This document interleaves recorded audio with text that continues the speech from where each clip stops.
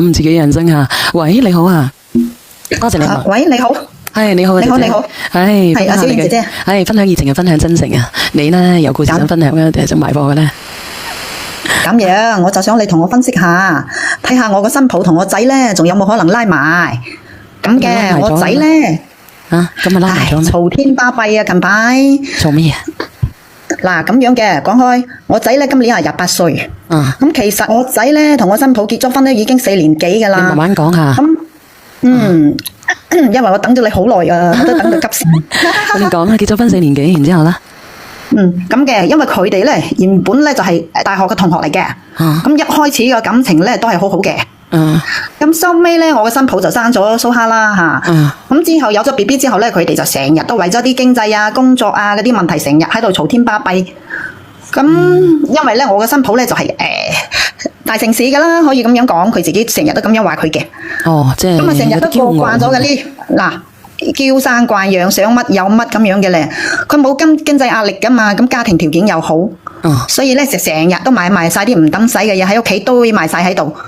咁我咧就實實在在過日子噶嘛，睇唔慣咪有時咪講下佢幾句咯，講下佢就黑面噶喎。原來係咁樣。嗱，係啊，我個仔咧就係好實在嘅人嚟嘅。我聽你都覺得你係一個好實在嘅人嚟，所以應該個仔都比較實在啊。係啊，我個仔又好實在噶，又好在乎過自己個家庭嘅，好顧家噶。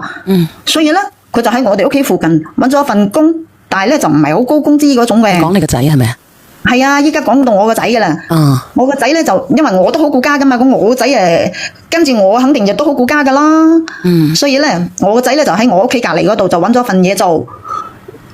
但係我個新抱咧，佢咧就其實佢好聰明噶，所以咧佢就搵咗份人工好高嘅，但係佢成日都要出差噶喎。你都知啦，家下咁個時勢，佢又結咗婚生咗仔，成日咁出差，有幾多個好人啦？分分鐘都守唔住自己隻閪噶啦。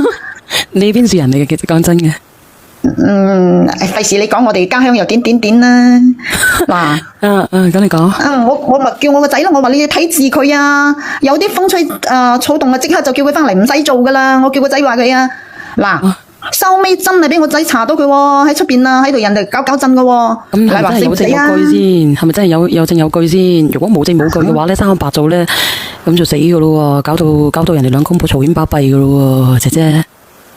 咁啊，肯定有先會話佢噶啦，你話死唔死啊？我想問下你屋企附近有冇種榕樹噶？你知乜嘢？又關呢啲咁嘅事？唔係啊，真係噶，我話俾你知，你哋屋企附近有冇人種嗰啲榕樹噶？咁咪種榕樹又點啦？種榕樹又點啊？因為種咗榕樹咧，你啲消息就會好靈通，你明唔明啊？點解你咁犀利嘅可以查得到？咁都可以查得到？靈通咩？乜都有，手機有嘢監控，乜都有噶啦。即係講啊，你都幾有本事喎，咁真係嘅，咁都俾你查到。我話我個仔，我唔睇住佢啊，分分鐘頭家俾佢搞埋晒啦，我唔睇住點得？所以我覺得咧，你係一個咧，應該係一個好媽咪嚟嘅，最起碼你為咗佢兩公婆係咪先啊？盡心盡力咯。我個仔我肯定關心我個仔嘅，咁佢個新抱係人哋噶嘛，佢人哋個女嘅，係我屋企啫，但係佢始終會唔會全心全意喺我哋屋企啊？以佢咁個作風，成日好似燉篤喺出邊。咁啊係，慢慢養熟佢咯，用感情嚟去感化佢咯，係咪姐姐？我已經對佢好好噶啦，成日煮埋飯俾佢食，乜家頭細務都係我做埋，個孫又係我帶，仲想點啊？係咪先？咁其實咧，盡咗自己能力咪算咯。我覺得你已經盡咗自己能力噶，姐姐，人應該都幾好嘅。